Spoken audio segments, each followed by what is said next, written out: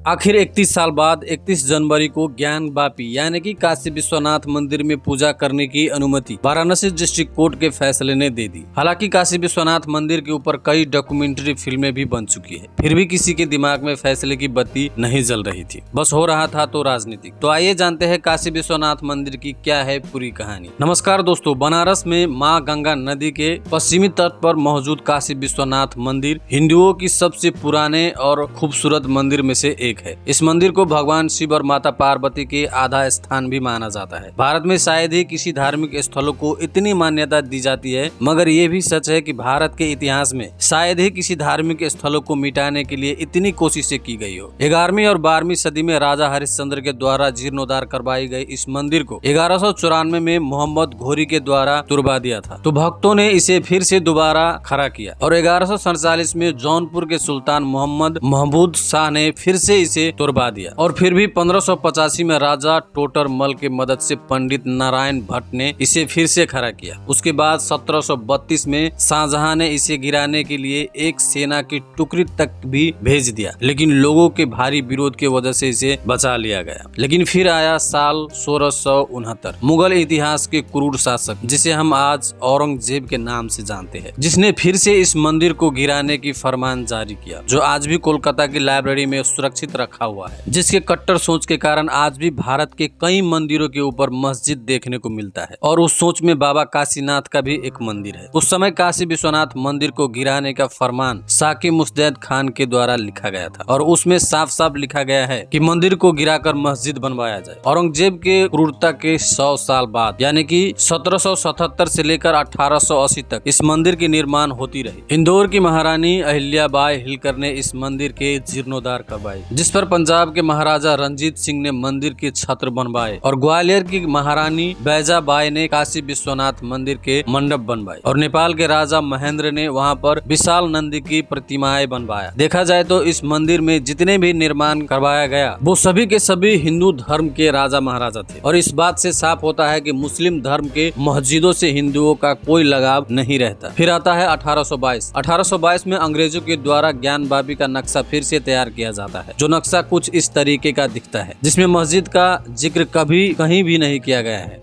जिसमें चारों ओर से हर एक मंदिर का नामकरण बारीक तरीके से किया गया है। फिर भी इस मामले को लेकर मुस्लिम धर्म के लोग 1936 में पूरे ज्ञानवापी क्षेत्र में नमाज अदा करने के लिए ब्रिटिश सरकार के अगेंस्ट डिस्ट्रिक्ट कोर्ट में मुकदमा दायर किया गया था। उन्होंने 7 लोगों के नाम गवाह के तौर पर कोर्ट में पेश किया गया था, जबकि ब्रिटिश सरकार ने 15 लोगों को गवाह के तौर पर पेश किया गया था, जिसमें मुस्लिमों के पक्ष में 15 अगस्त 1937 में फैसला सुनाई गई और 1942 को हाई कोर्ट ने सुप्रीम कोर्ट के फैसले को बरकरार रखते हुए हिंदू पक्ष के अपील को खारिज कर दिया गया। फिर पंडित सोमनाथ व्यास, डॉक्टर राम रंग शर्मा और कई भक्तों ने 15 अक्टूबर 1991 को वाराणसी डिस्ट्रिक्ट कोर्ट में ज्ञानवापी में नए मंदिर के निर्माण और पूजा करने के लिए मुकदमा दायर किया। उस मुकदमे को फेल करने के लिए अंजुमन इंतजामिया मस्जिद और उत्तर प्रदेश के सुन्नी वक्फ बोर्ड लखनऊ ने 1998 में हाई कोर्ट से रिक्वेस्ट किया कि हिंदू पक्ष से दिया गया अर्जियों को एक्सेप्ट न करे। उसी के दौरान 7 मार्च 2000 को पंडित सोमनाथ व्यास का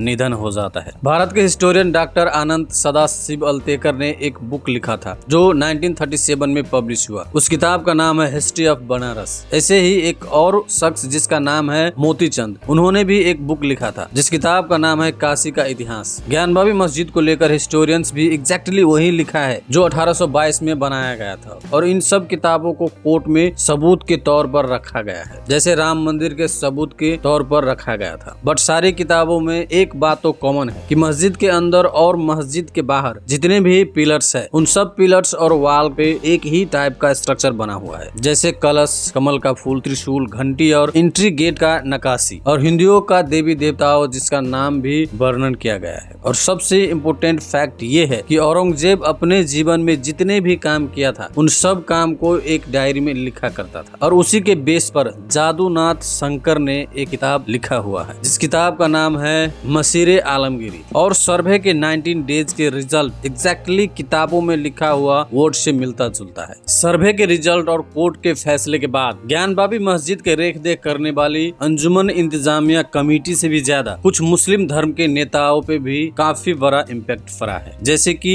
असदुद्दीन ओवैसी। अगर सही मायने में देखा जाए तो काशी विश्वनाथ मंदिर में पूजा होना चाहिए, क्योंकि कोई भी धर्म इस प्रकार के किसी का आस्था और विश्वास पर रोक लगा नहीं सकता। तो दोस्तों, इस वीडियो से जरा सी भी नॉलेज इंक्रीज हुआ हो तो चैनल को सब्सक्राइब और वीडियो को लाइक करना ना भूले। मिलते हैं अगले वीडियो में। Good luck.